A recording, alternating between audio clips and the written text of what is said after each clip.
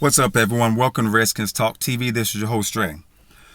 My Redskins shirt, yeah. I was hoping for a better outcome, but in this game, we lost 34-20.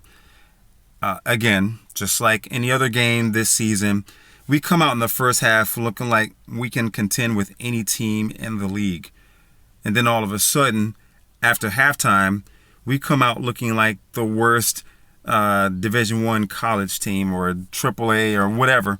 We look like one of the worst teams in the entire league. We are just terrible at making first half adjustments, and we end up letting things get out of hand.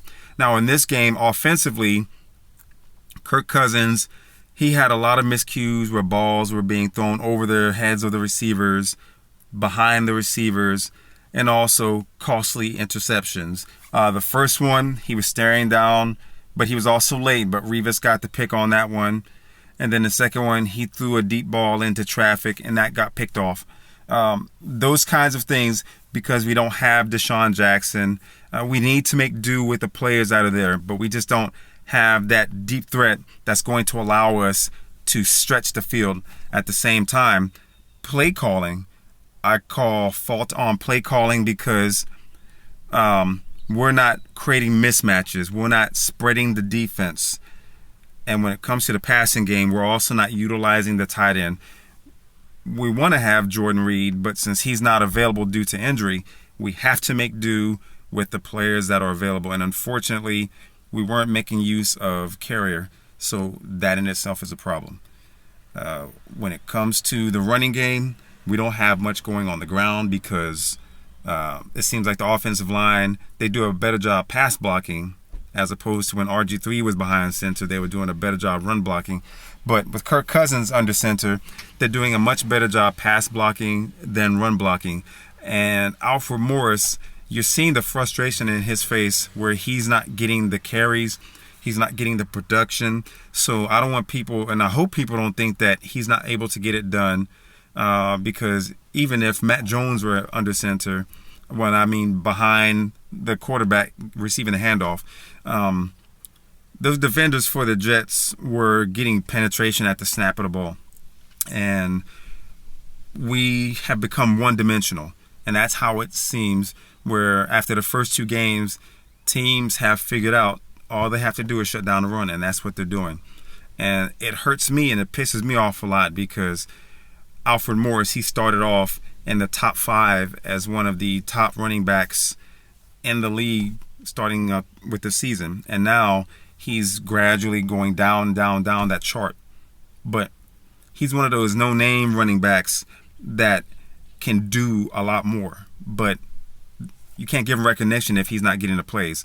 And again, we don't have the kind of quarterback that we can put the game on the shoulders with RG3 or with Kirk Cousins. And that's the truth. I think when RG3 came in as a rookie, one of the key points of his success was the fact that we had a good scheme for running the ball with Alfred Morris.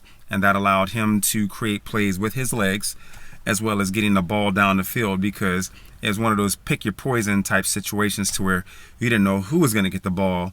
But now we're like a Dr. Seuss book with maybe 2 or 3 words and nothing but pictures to kind of figure out how our game plan is working. And teams are figuring that out. But Kirk Cousins, he has some costly turnovers, and that really killed us going into the second half. And the Jets were able to convert and get points. We weren't able to get much going with the tight ends. Some decent plays from Cousins to some of the receivers, but there was a lot of times where he was overthrowing the receivers or throwing behind the receivers. So when it really counted the most, we fell short. Now, when it comes to defense, in the first half, we were doing a hell of a job. Breland was all over the place. If he is not named Defensive Player of the Week, I'll be surprised, because interception, 2 forced fumbles, I think 1 fumble recovery, or maybe even 2. But he was doing well. There's only so much that the defense can do because they spent way too much time on the field. A lot of 3 and outs will do that, but if we have a good mix of where we can get the offense to gradually get down the field and keep the opposing defense on the field and keep their offense off, that also keeps our defense off the field. We weren't able to do that. So our defense sucking wind, missed tackles with the running game. Chris Ivory, we allowed another running back to get over 100 yards. I think Chris Ivory had about 141 yards. So there goes our vaunted run defense. We're slipping in ranks. And that's pissing me off too.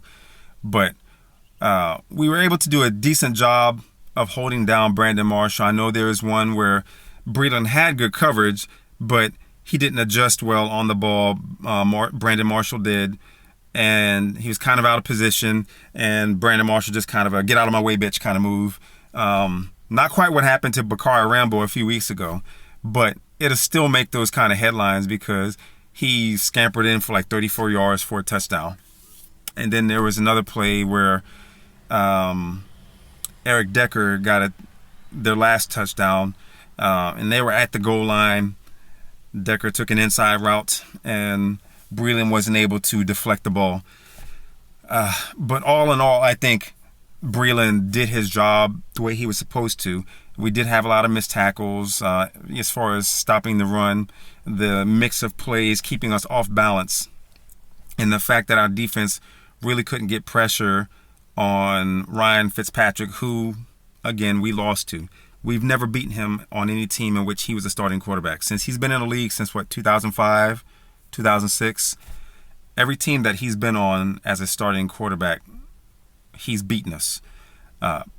That's an unfortunate fact. I hate that it is that way. He can make a heady play to get out of trouble, and he did so today, especially after the first interception by Cousins, the first possession for the Jets. No one was open, and suddenly two guys are closing in from the outside, getting kind of behind Fitzpatrick. The middle opened up like the Red Sea from Moses, and he ran in for about 10, 15 yards. Pissed me off. There was no one around him until after he crossed end zone where we made some sort of contact. So there's nothing that we can do. Special teams really wasn't much going there, with the exception of we had the Jets pinned back in the shadow of our end zone, and since 2006 we haven't blocked any type of punt. We actually blocked a punt, and Rashad Ross recovered, so we got a touchdown. But that's about it in terms of scoring. Overall, it was a bad game. Poor mechanics by Kirk Cousins. The responsibility of the quarterback coach to work on those fundamentals, because I saw it a lot with RG3, and a lot of people got after him for that. But a lot of those haters have absolutely nothing to say about the performance of Kirk Cousins. When you look at his win-loss record as a starter and the number of interceptions that he's thrown, interceptions, they do happen, but to be one of those named quarterbacks, if you want to do comparisons between some of the elite quarterbacks, some people try to make that comparison, and it's premature. I'm not going to disparage Kirk Cousins because, again, winning and losing, it's about our offense being able to make things happen, our defense being able to make things happen. And in the first half, our defense did. The second half, they went to shit. And then our special teams being able to make things happen. All three of those phases we're not clicking on. And that's what's hurting. Kirk Cousins needs a running game, the same as RG3.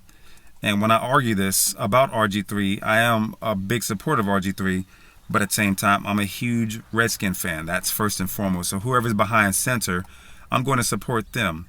But it's common sense that if we don't have any type of run game, we become one-dimensional, and teams are going to pin their ears back like the Jets did on us. There was no reason why we couldn't win this game. The Jets, they have a very strong defense. But any defense will crack under pressure when they have to stay on the field longer than what they need to. And because we couldn't continually convert and get first downs, we couldn't win that third down battle, we couldn't win that time of possession for our offense, we started to crack. And that's where we started to show our flaws. In the first half, we looked great. We always look great in the first half, but for some reason, just some sort of magic wand. I don't know if someone's casting a spell. I'm not superstitious, but we seem to come out and just look really fucked up in the second half. And today's no different. So now we got the Tampa Bay Buccaneers And if anyone feels the same way that I do, the worst feeling is when we go up against a rookie quarterback and we lose. When we lost to Teddy Bridgewater last season in RG3's return, that's a game that we could have won because RG3 in that game, he kept getting the lead and the defense kept surrendering it. And Asiata and crew ran over us and they won. I hate when a rookie quarterback who hasn't really proven himself comes in and beats a strong team, and we have the potential to be a very strong team. So now if we lose to Jameis Winston, I'm not one to call the season because there's plenty of games left and we can still end up with a decent record. But losing to a rookie quarterback, I just hope that doesn't happen. I really don't. I would be pissed to the highest pistivity. Anyway, if you like this video, hope that you like, subscribe, and share. And to my Redskins family, hail to the Redskins.